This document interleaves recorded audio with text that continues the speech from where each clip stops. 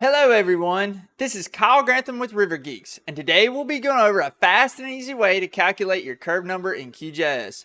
This tutorial involves two plugins, which is the curve number generator tool and the area weighted average plugin. Thanks again for watching, and don't forget to like the video and subscribe to our channel as this helps us out with future content.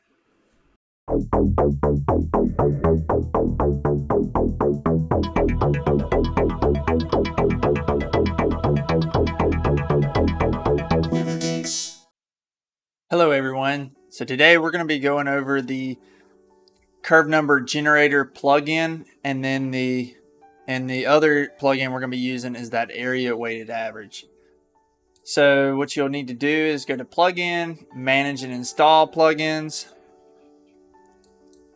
and then it's curve number generated. So I have it downloaded, so you'll download that, and then your area weighted average plugin. So we're going to use a combination of both these plugins. So to start this tutorial off, we are going to pull in this drainage area. All right.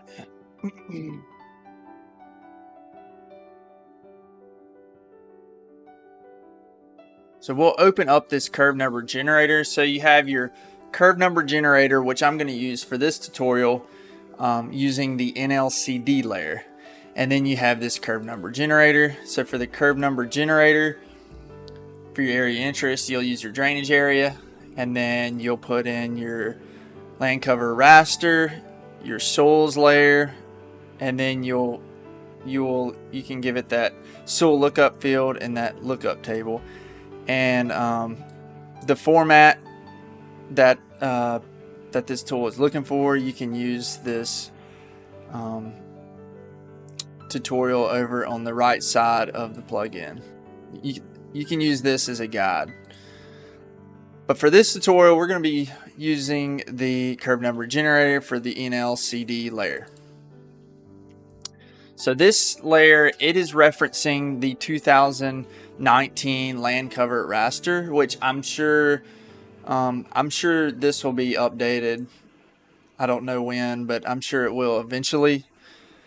But for now, this is referencing the NLCD 2019. So we're gonna use in our drainage area, which I drug over for the shapefile. So the first thing you do, you're gonna select that drainage area, and then for this lookup table, which it's optional, I'm gonna link it to a lookup table for the TR55 values. So we're gonna select that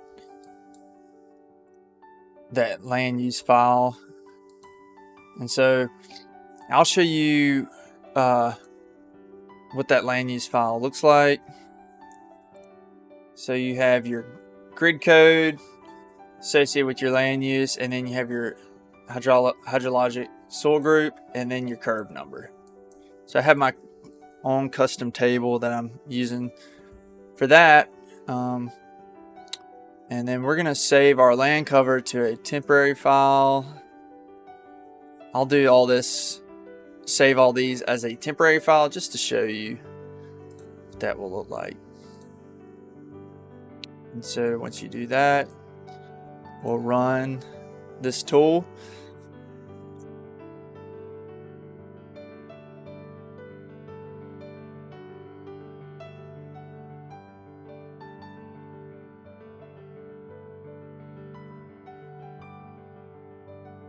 Okay. So you can see the soils layer. I'm going to go ahead and toggle that off, the soils layer. Toggle off this land NLCD land cover, NLCD impervious, and just have on that curve number layer. And so it's really fast. If you're wanting to download in the NLCD land cover layer or impervious surface, it's actually really quick. I'm going to clean this up by just removing the layers I'm not using. So I'm going to remove the soils layer, the land cover, and the impervious. So now we just have our land cover, our curb number, and our drainage area. So we're going to have to customize this attribute just a tad for the area weighted average plugin to recognize the curve number layer. So what we're going to do is we need to add another field. So we're going to add a new field as we're just going to do CN underscore, and we're going to make sure this is a whole number integer. And so we're going to come here and we're going to open our field calculator, and we're going to update this existing, and we're just going to have this as CN. So it's just, there we go. So it's just going to transpose the existing CN value over. So we're going to save that. Now we're going to click on our area weighted average plugin.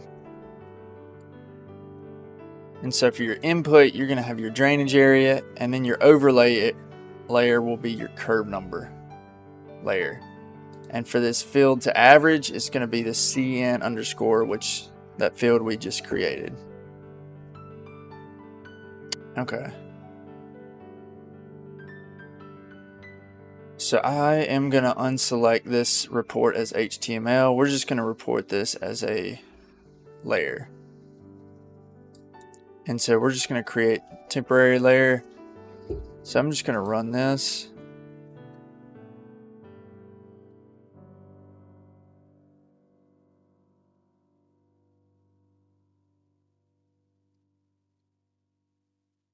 And so there it is.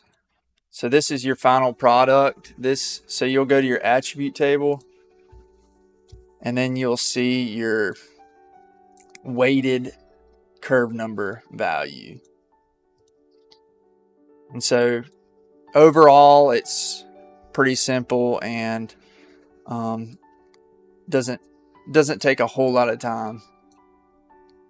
Thanks for watching. If you like the content, please subscribe to our channel.